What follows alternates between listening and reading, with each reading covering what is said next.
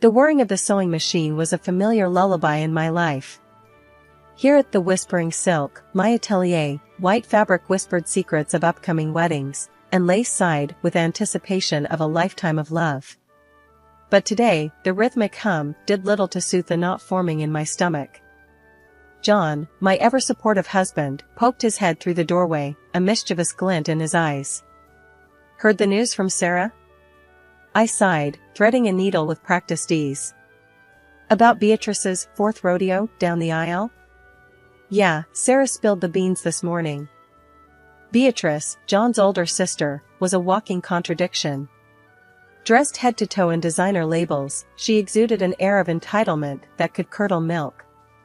Her marriages, however, were a different story: 3 quick trips down the aisle and even faster exits, leaving a trail of bewildered ex-husbands in their wake. John chuckled. "Brace yourself, Ames. Knowing B, that woman wouldn't know the meaning of reasonable if it bit her designer purse." I snorted. "You're telling me. Remember the meltdown she had over the shade of taupe for her bridesmaid dresses? It was like the apocalypse was upon us." The memory still made me roll my eyes. Beatrice had a knack for turning even the most mundane detail into a 5-alarm fire. Just then, the doorbell chimed, its shrill ring shattering the peaceful hum of the workshop. John raised an eyebrow. "Early for an evening fitting, isn't it?"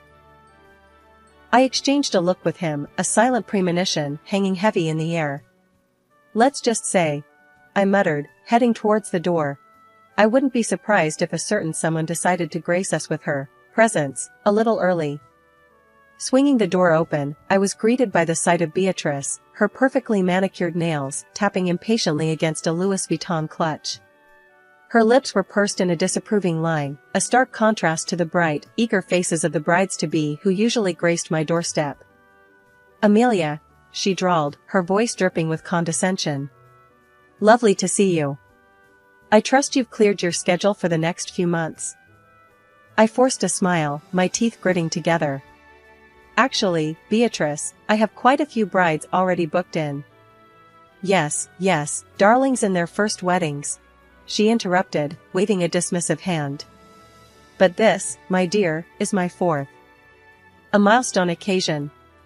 Surely you wouldn't deny your own sister the privilege of having you design her dress?" Sister-in-law might be a generous term for Beatrice. We tolerated each other at best, and the thought of spending months working on her wedding dress filled me with dread. "Of course, Beatrice," I gritted out, forcing a smile that felt more like a grimace. "But designing a wedding dress is a meticulous process, it takes time and—" Beatrice cut me off with a haughty sniff.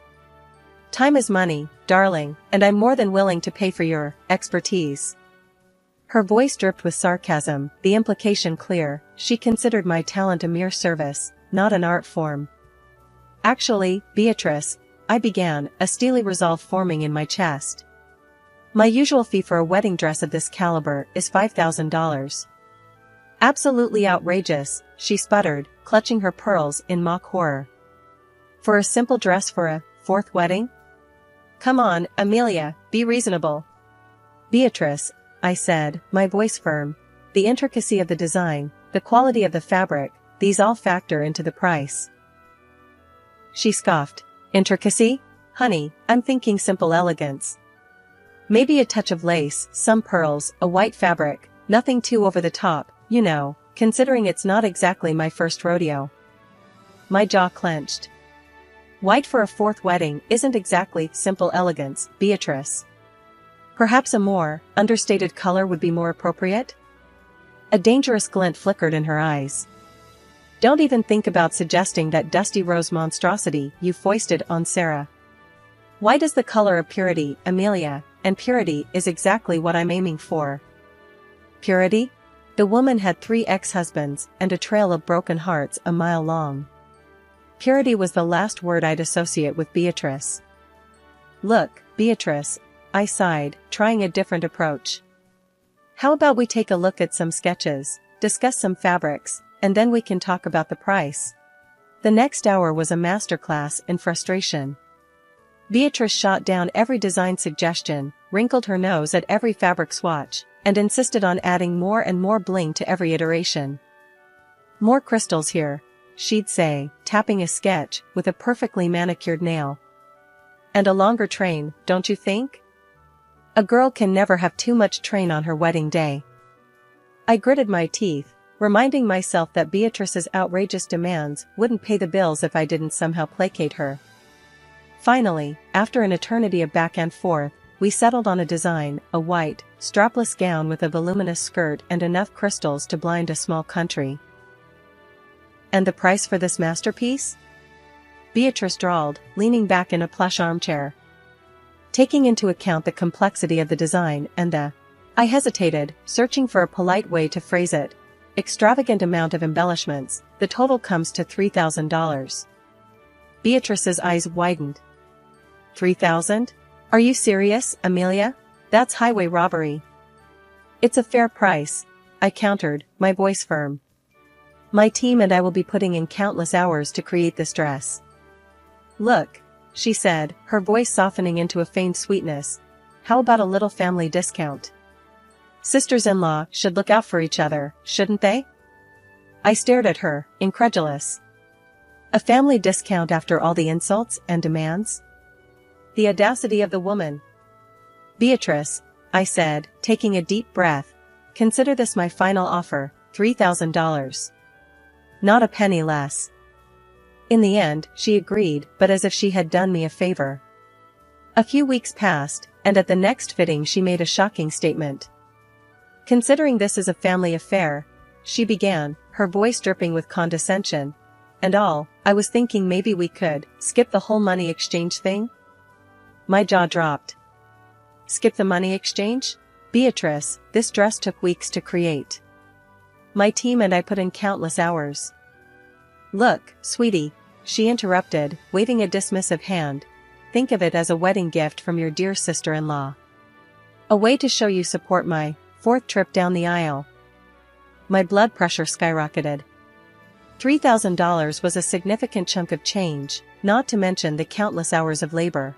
A free dress? As a wedding gift? The audacity of the woman. "Beatrice," I said, my voice tight with anger, "I already cut you a 30% discount. My team deserves to be paid for their work." She scoffed. "Oh, come on, Amelia. Don't be so petty. It's just a dress. Besides, think of the exposure. Having me, Beatrice Kensington, wearing your creation at my wedding? Priceless publicity, darling." Priceless publicity? This woman truly lived in a world of her own delusions. There was no way I was letting her walk all over me and my business. "Beatrice," I said, my voice firm, "my final offer is $3,000. Not a penny less." Her smile evaporated, replaced by a thunderous frown. "Fine," she spat, her voice laced with venom. "But don't think this is over, Amelia. You'll regret crossing me." With that, she stormed out of the atelier, leaving me speechless and fuming. That evening, I recounted the whole ordeal to John, expecting him to be on my side. To my relief, he was. "The woman's delusional," he said, shaking his head. $3,000 is more than fair. You don't owe her a single stitch for free." Just as I started to relax, the phone rang. It was Beatrice's mother, my mother-in-law. My stomach lurched.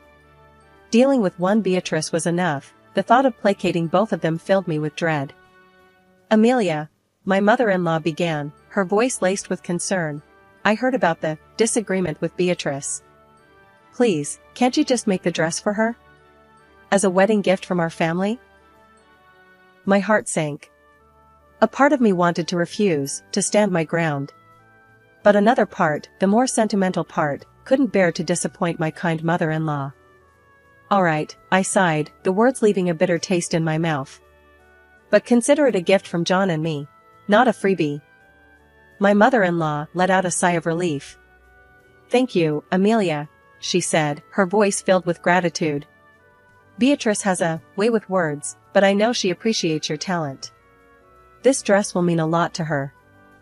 I wasn't so sure about that, but I held my tongue. The last thing I needed was another fight, especially with my mother-in-law. The dress was coming together beautifully, a masterpiece of white lace and delicate hand-sewn details.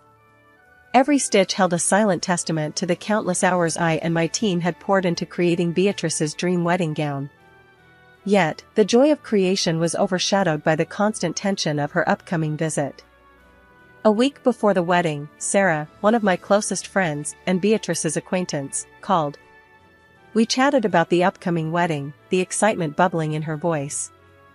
"Can you believe it's almost here?" she gushed. "I even took a peek at the guest list the other day." Guest list? My stomach lurched, a flicker of unease sparking within me.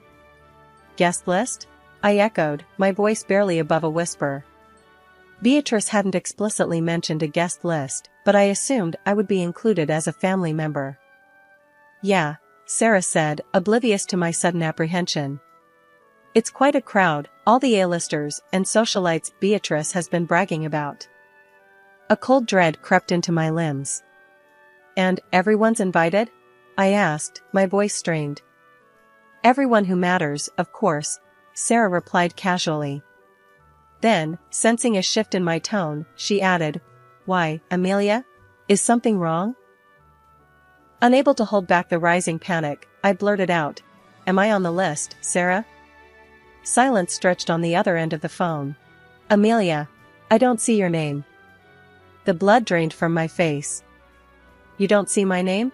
I repeated, the words hollow and disbelieving. A wave of sympathy washed over Sarah's voice. "Hold on, let me double-check."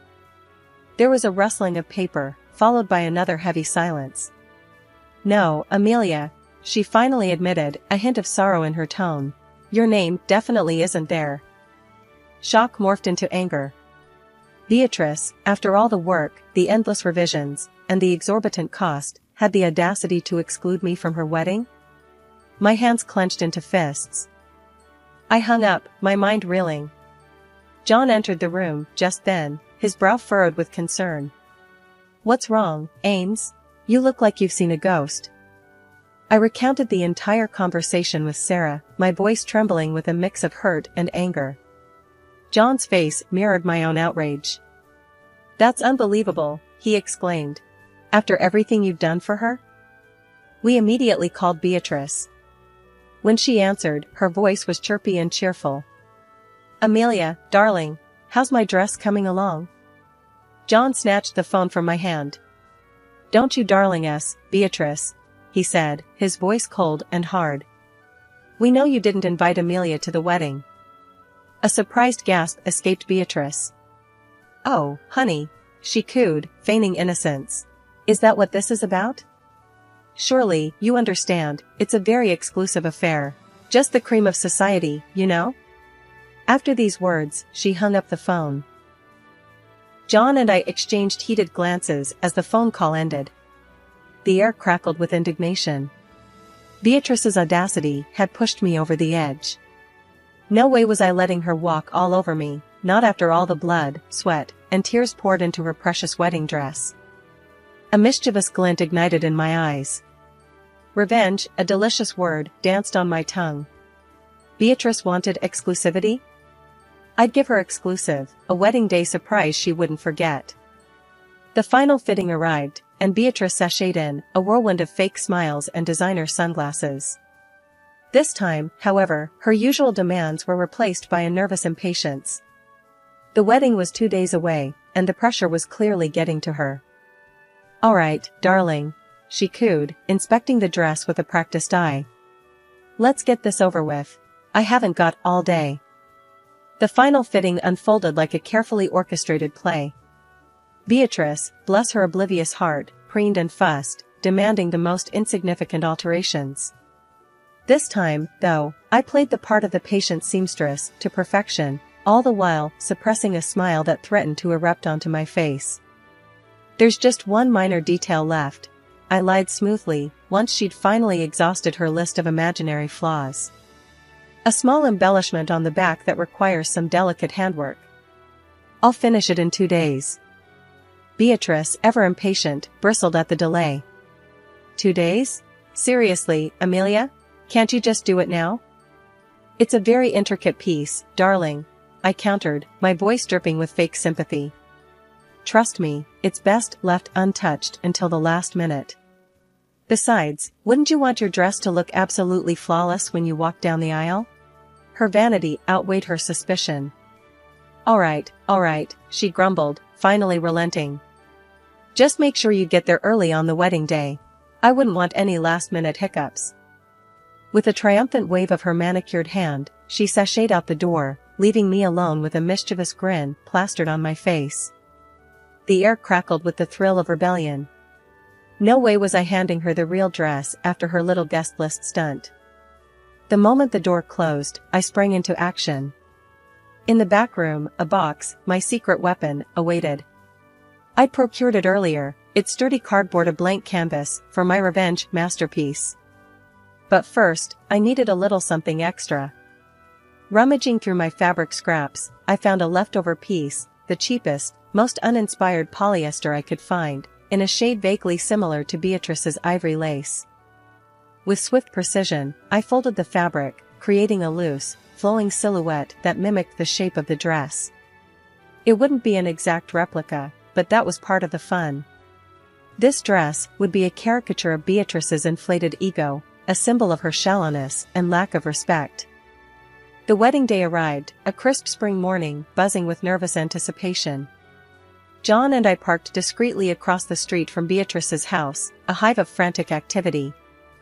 Through the window, I could see her flitting around like a hyperactive hummingbird, barking orders at a team of flustered bridesmaids and stylists. Taking a deep breath, I hoisted the now christened surprise box onto my shoulder. It felt surprisingly light, a stark contrast to the emotional weight it carried. John squeezed my hand, a silent reassurance in his warm touch. We marched up the front steps and were greeted by a flustered maid of honor. Amelia? John? What are you two doing here so early? Beatrice requested I bring the dress at the venue, I explained, keeping my voice even. The maid of honor scurried off to relay the message, leaving me and John alone in the foyer. The air crackled with nervous energy, punctuated by the distant shouts of Beatrice barking orders. A moment later, Beatrice herself appeared, a whirlwind of tulle and barely concealed panic. Amelia, there you are. Thank goodness. Where's the dress? Right here, I said, hefting the box towards her. Beatrice, oblivious to the impending chaos, barked another order at a passing bridesmaid, and then she turned to us. John, you can stay. And you, Amelia, get out of the house, the dressmaker doesn't belong here. We did not argue or make scandals, just exited the house, the weight of the cardboard box replaced by a lightness in my chest.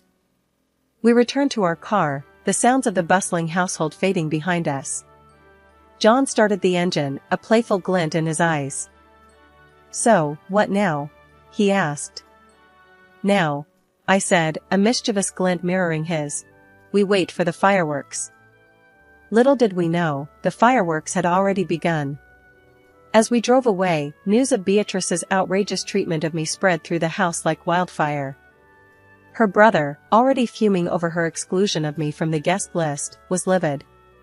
His wife, Sarah, a close friend of mine, added fuel to the fire, recounting the details of Beatrice's arrogance. The result? A full-blown family brawl. John's brother and his wife stormed out, refusing to attend the wedding in protest. The news, of course, reached Beatrice amidst the chaos of getting ready. But in her self-absorbed world, the only thing that mattered was the dress. The doorbell's shrill ring sliced through the quiet comfort of our home, shattering the peaceful aftermath. John and I exchanged a surprised glance, a silent question hanging in the air. An hour had barely passed since we returned from Beatrice's chaotic house. What fresh drama could this be? With a deep breath, I opened the door, bracing myself for the unknown. My heart plummeted the moment I saw them, a fuming Beatrice, her usually perfectly coiffed hair askew, her mother, a picture of weary resignation, and a bewildered-looking fiancé flanking them.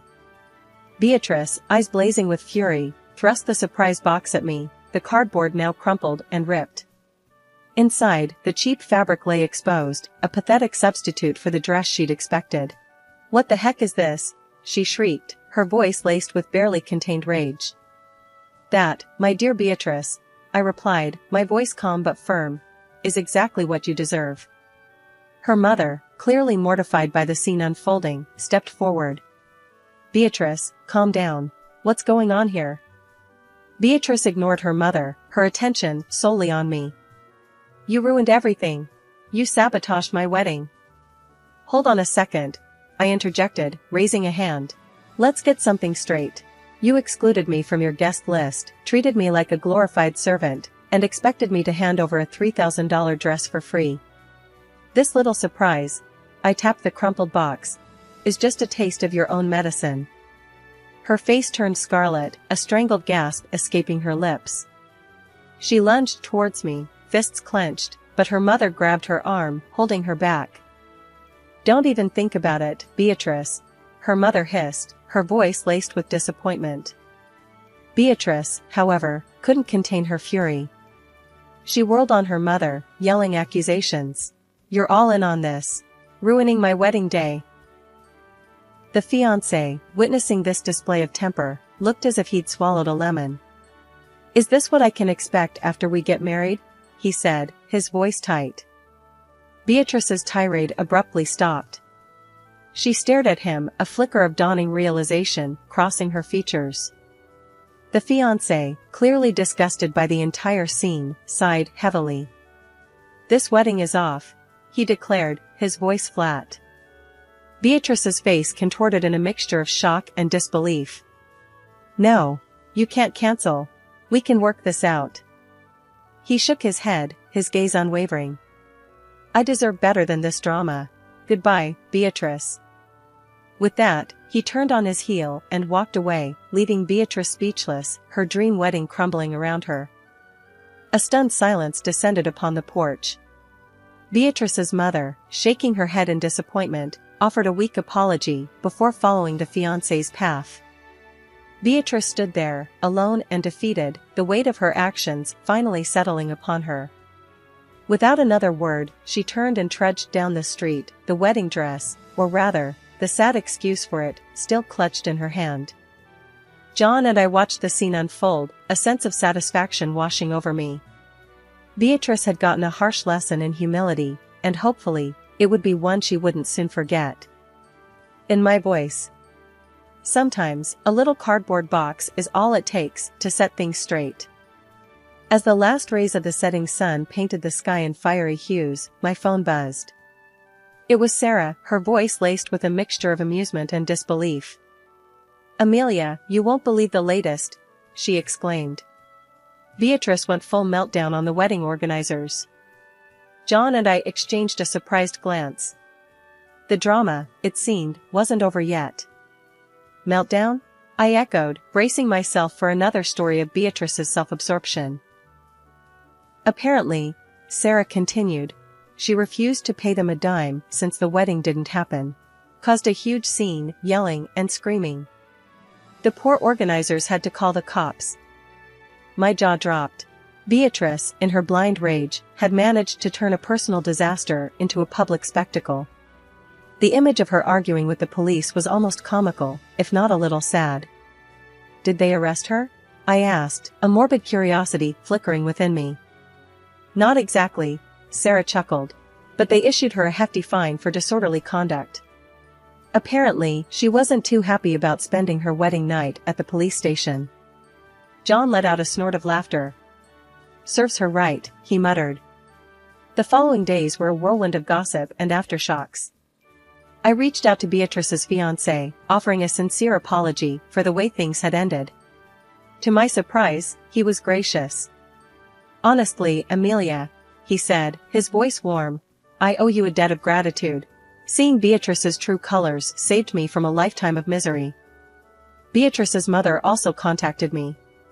After explaining the situation in detail, I saw a glimmer of understanding in her eyes.